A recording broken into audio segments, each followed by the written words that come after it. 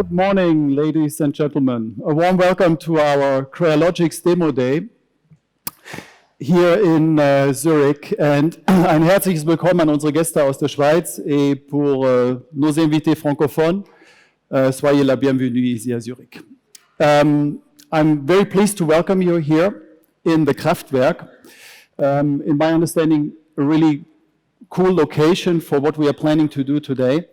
The Kraftwerk is a platform to promote collaboration to realize digital transformation projects. And we have chosen this location for a reason, because today we want to share with you our vision and our planning to help you to become digital leaders. When we look at this video we have just seen, it's amazing to see for me how the company has developed over the last 20 years. A company which started with a handful of programmers here in Zurich and delivered the first e-banking solution into the Swiss market to Credit Suisse, DirectNet at the time. And nowadays, CREALOGIX is one of the leading solution providers for digital banking in Switzerland. It's a recognized player in the international market, and we employ 800 people across the globe. So I'm sure Richard Dratwa and Bruno Richle had a vision for this success. What I find most fascinating about CREALOGIX is that the company has never stopped evolving over the last 20 years. And if you take a look at our portfolio today, our product portfolio is laser focused on one industry, banking. And its 800 people are experts in banking and in technology, and they are dedicated to help you to become digital leaders in your field. So, and now today, again, we are turning a page on our storybook to fulfill our vision to become an agile product software house. This is why we are here today. So the objective of today is to share with you our answer to the question how to cope with the imminent challenges in the banking industry. And the industry is changing. The industry is changing because the behavior of your customer is no longer predictable as it was in the past. And when you look how customers are more willing nowadays to change banks, to open up a bank account with somebody else for a better customer experience is very telling. And not only that, opening up a bank account with somebody else has become so much easier. Sign up for a brokerage, for a mortgage, for car financing, for a credit card. All those new digital players in the market are fishing for clients, and they are providing a better customer experience, and this customer experience leads them to win new customers. Now, we at CREALOGIX, we have conducted a couple of customer surveys recently, and the results are very telling. The customers, regardless whether they are with a retail bank or with a private bank, are more receptive to consider banking with somebody else and no longer with their traditional bank. The long-standing customer relationship is no longer a guarantee for loyalty. So people signing up for challenger banks, they're signing up for other digital players, they are taking those offerings, and tomorrow they might be even banking with Amazon or Facebook, or with their preferred brand. I personally believe that we will be seeing coming up in the market certain brands which we know, which we're familiar with, and they will be offering also some form of banking. Now, if we take a look what's going to happen if you start sharing the wallet of your customer with somebody else, it's pretty obvious. Your share of revenue you can realize with that customer will be dropping. And it's extremely hard to win this customer back once he has made an experience with somebody else.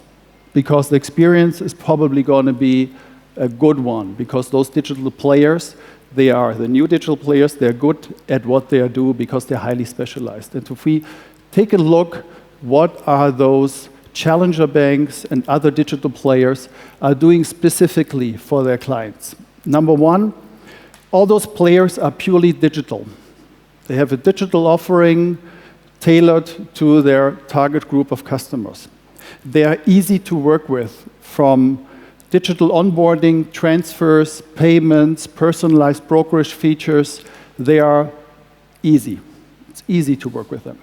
Secondly, they are fast. They are not only updating their features and functions to improve customer experience once a year, they do this once a month. And if you compare that maybe to the offering you have and what you do with your clients, that's probably a totally different pace. They are mobile only, which leads to the fact that they only have to maintain and promote one technology stack. They don't have to deal with legacy technology, with high maintenance costs, limited stuff. That makes it extremely easy for them to be very focused on those customers. And last not least, they are making the best use of technology while integrating the feedback from their customers into their application. So those companies are constantly farming feedback from their clients. They are seeking feedback when it comes to how to improve customer experience. They take that feedback, implement it in the solution, and release it on a regular cycle. And this is, I think, the key difference to what we see with traditional banks nowadays.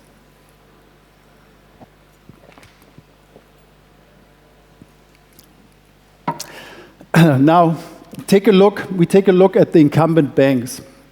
What are the traditional banks, how they are reacting to the situation?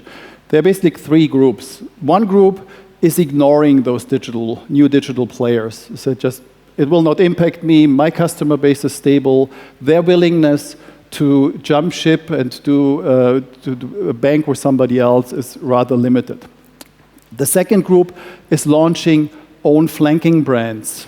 And we have seen some flanking brands also here in the Swiss market, and they have been rather successful in winning new customers, but it comes at a relatively high price. The high price is driven by maintaining, again, 2 or more mobile applications in parallel to their existing legacy system. That makes it very costly, and it requires also a lot of marketing money to make this model work. But they have been successful in targeting certain customer groups or selling a certain offering. And then there's the group of banks. They take the solution stack they have and they're expanding it, but taking legacy technology and legacy business process into the 21st century is also somehow not really successful because it's not fast enough, it's still expensive, the maintenance costs are relatively high. So I will not criticize, I'm not criticizing all those different strategies I'm describing here, but I'm saying they are somehow missing the point, because missing the point here is why to become a modern digital bank with legacy technology and legacy business processes like a 60-year-old competing in the Olympics. He will get respect for doing it, but at the same time, he will not win a medal.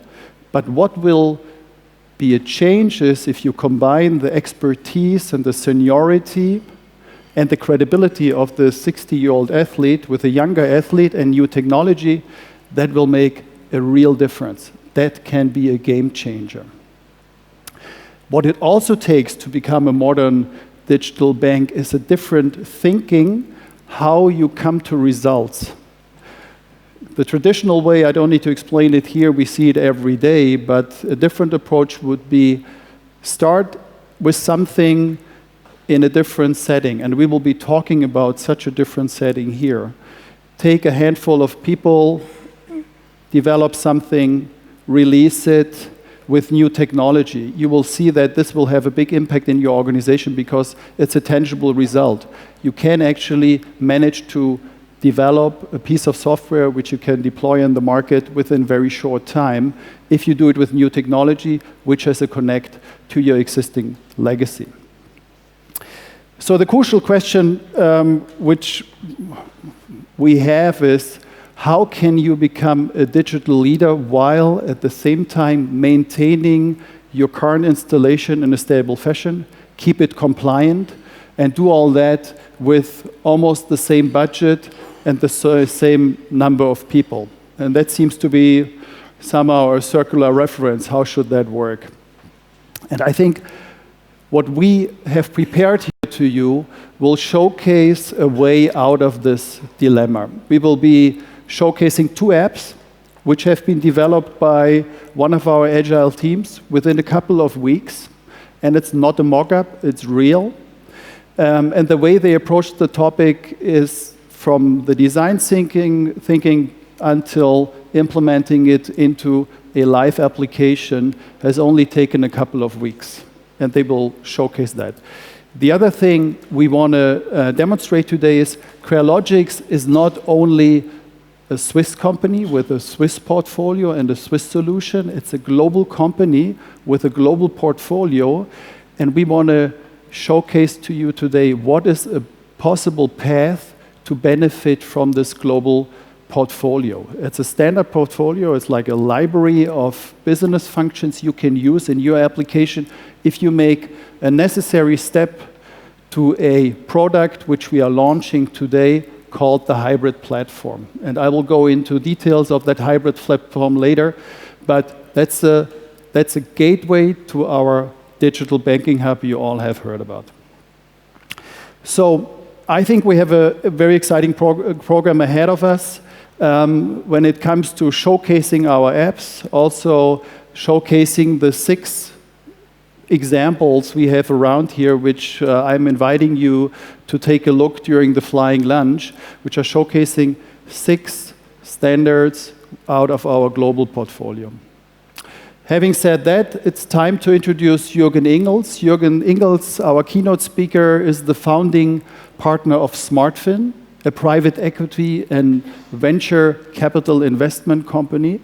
They invest into technology companies. Jürgen is also the founder of Clear2Pay, a company with 1,400 people and 18 locations, which was sold to FIS.